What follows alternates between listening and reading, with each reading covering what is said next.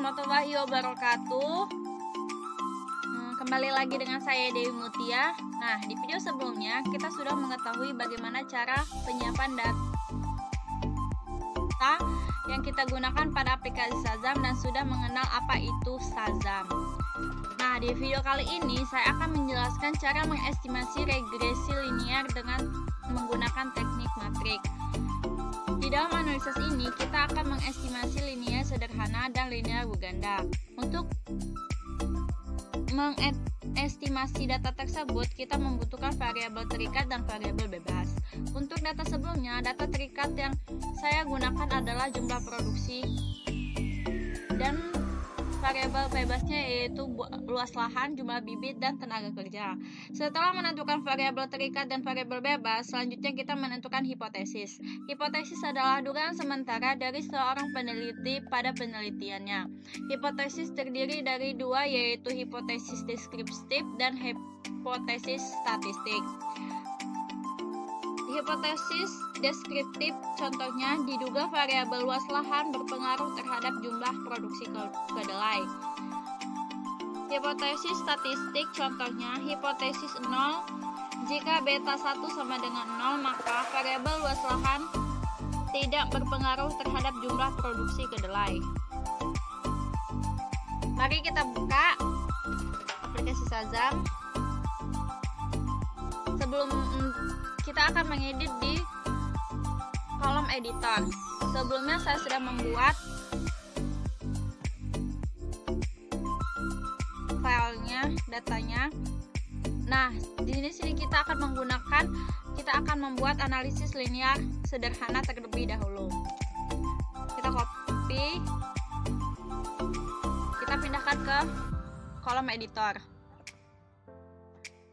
Nah, di file 33D ini kita akan mengubah lokasi I dan nama file.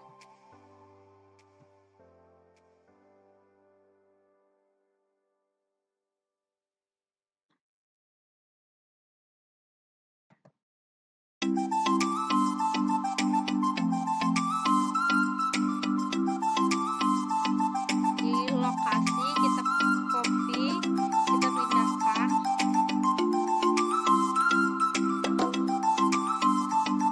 Kita beri garis miring. Selanjutnya kita copy nama filenya.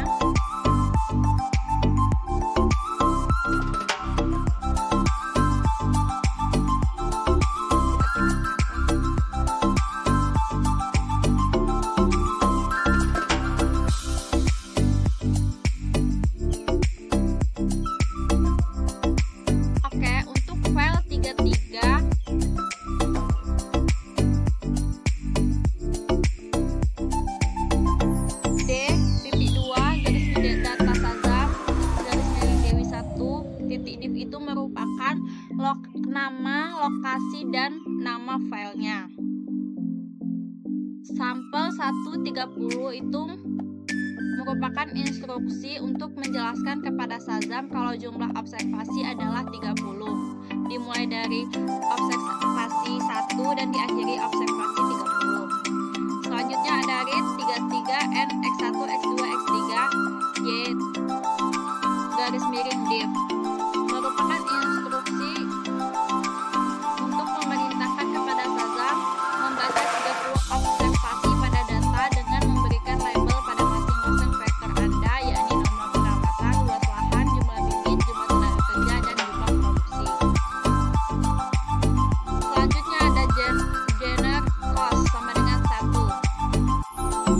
Instruksi ini memerintahkan Shazam untuk membuat 30 kali satu vektor yang semua elemennya mempunyai nilai 1. Dan vektor ini diberi nama cost yang berfungsi sebagai konstanta. Selanjutnya yaitu matrik x cos x1. Instruksi ini berfungsi untuk membentuk suatu matrik yang diberi nama x dan mempunyai elemen-elemen cos dan x1. Matrik ini mempunyai dimensi 30 baris dan 2 kolom. Selanjutnya ada genre y sama dengan yt. instruksi ini membuat vektor Y sama dengan vektor YT.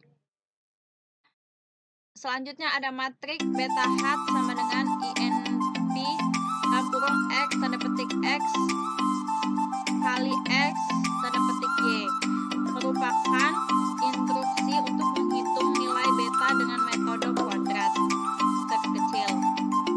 Selanjutnya ada print beta hat. Instruksi ini berfungsi sebagai perintah mencetak hasil estimasi kepada Shazam. Selanjutnya ada matriks E sama dengan Y kurang X kali beta hat.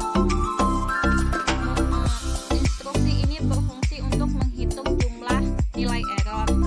Selanjutnya ada matriks seek to hat sama dengan E tanda petik E garis miring 28 merupakan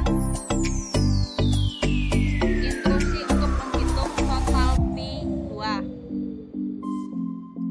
Selanjutnya ada print seek to hat. Instruksi ini untuk mencetak instruksi yang ada di atasnya.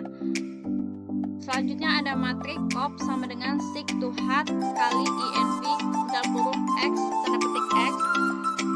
Instruksi ini untuk menghitung varian dari kovarian matriks beta. Selanjutnya ada matriks teror sama dengan SIXT dalam kurung diag dalam kurung op. Instruksi ini untuk menghitung akar dari elemen diagonal yang ada dalam kovarian matriks yang telah dihitung dengan perintah Shazam sebelumnya dan menyimpan dalam vektor yang diberi nama teror. Yang terakhir yaitu ada stop. Stop digunakan sebagai instruksi Shazam dalam mengakhiri.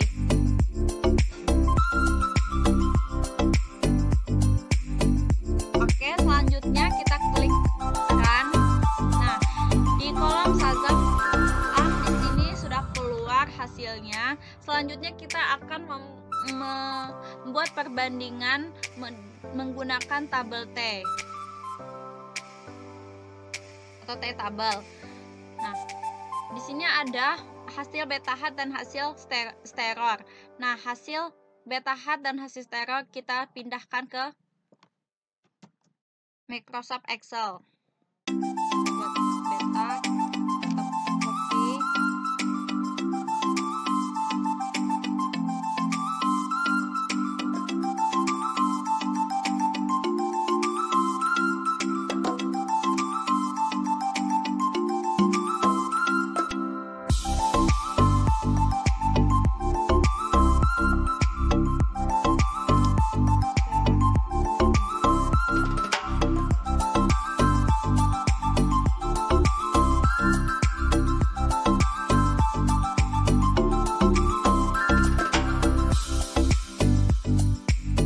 Selanjutnya kita bagi sama dengan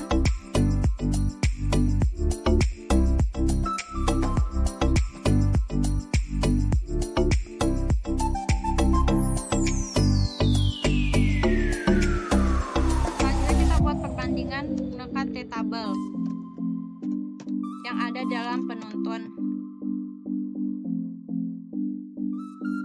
Nah, di sini karena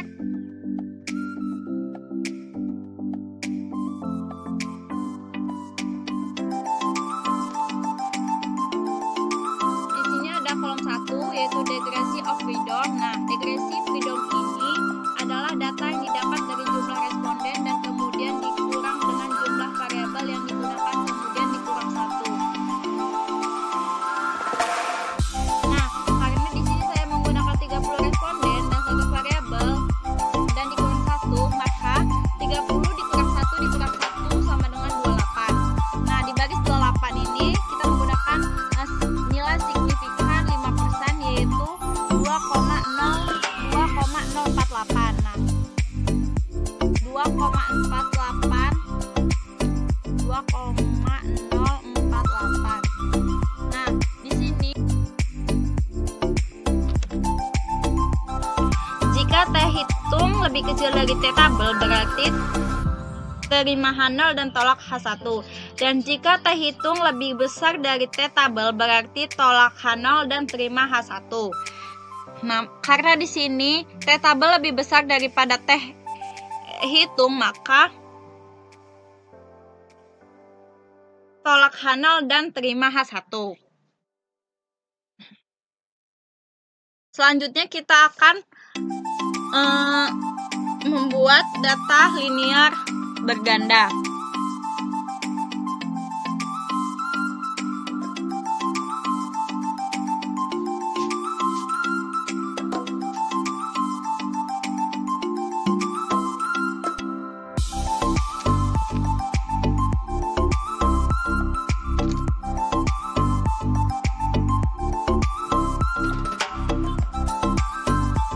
Langkah-langkahnya sama seperti kita membuat linear sederhana.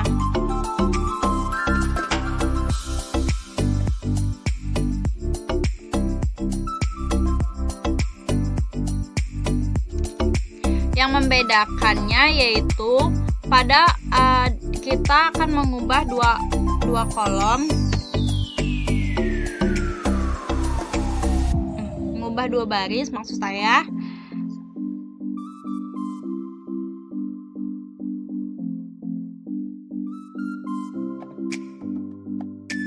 Yaitu baris dari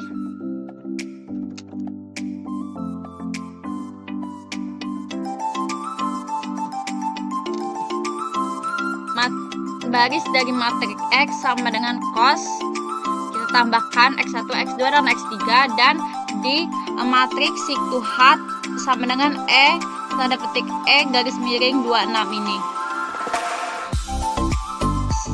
Setelah dibuat perubahan, kita klik run. Nah, di sini nilainya sudah muncul. Kemudian nilai dari beta hat dan sterol ini kita pindah ke dalam Excel.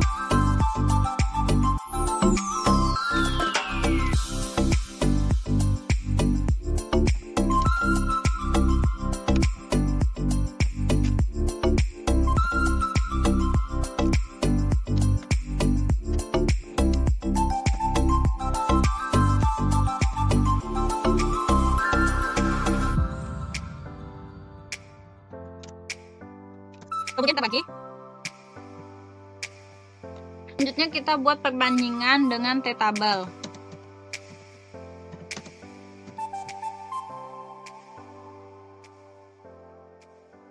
Di sini kita menggunakan 30 responden dan 3 variabel, maka 30 dikurang 3 dikurang 1 jadi 26. Di 26. Kita menggunakan nilai signifikan 5%. Jadi di sini ada 2,056. 2,056.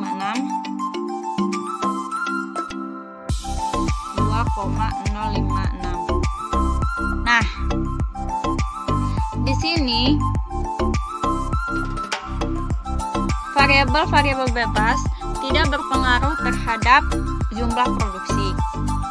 Karena T tabel lebih besar daripada T hitung. Nah, jika T tabel lebih besar daripada T hitung,